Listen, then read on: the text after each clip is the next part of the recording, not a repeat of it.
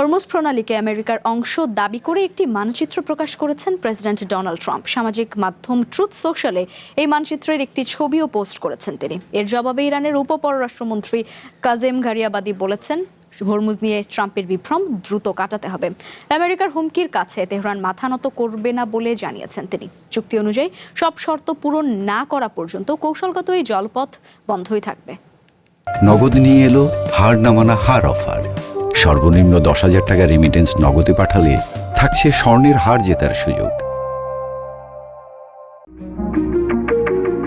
Iran পরাজিত হওয়ার পর হরমুজকে আমেরিকার ভূখণ্ড হিসেবে ঘোষণা দেয়া হবে এমন কথা আগেই বলেছিলেন প্রেসিডেন্ট ডোনাল্ড ট্রাম্প। করলেনও তাই। হরমুজ প্রণালীকে নিজেদের নতুন ভূখণ্ড হিসেবে চিহ্নিত করে ট্রুথ সোশ্যালে একটি মানচিত্র প্রকাশ করেছেন আমেরিকার প্রেসিডেন্ট।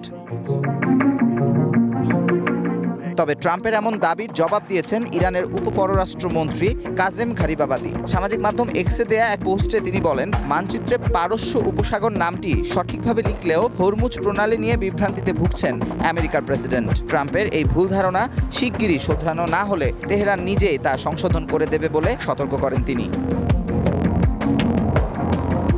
এদিকে হরমুজ প্রণালীর ওপর নিয়ন্ত্রণ বজায় রাখতে প্রতিবেশী ওমানকেও হুমকি দিয়েছেন আমেরিকার প্রেসিডেন্ট। এতে কোনো বাধা দিলে ওমানের ওপর বোমা হামলার হুমকি দেন তিনি।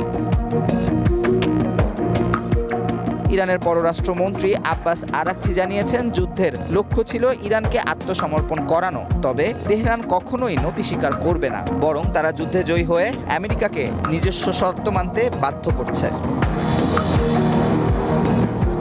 ইরানের পার্লামেন্ট স্পিকার মোহাম্মদ বাঘের গালিবাফ জানিয়েছেন, মধ্যবর্তী চুক্তির প্রতিশ্রুতিগুলো পূরণ না হওয়া পর্যন্ত প্রণালীটি বন্ধ থাকবে। আমেরিকার পক্ষ থেকে নৌ অবরোধ প্রত্যাহার, তেল রপ্তানির ওপর থেকে নিষেধাজ্ঞা তুলে নেয়া এবং আটক থাকা সম্পদ না ছাড়লে হরমুজ প্রণালী খুলে দেয়া হবে না বলে হুঁশিয়ার করেছে Tehran. Amanur Rahman, one international desk.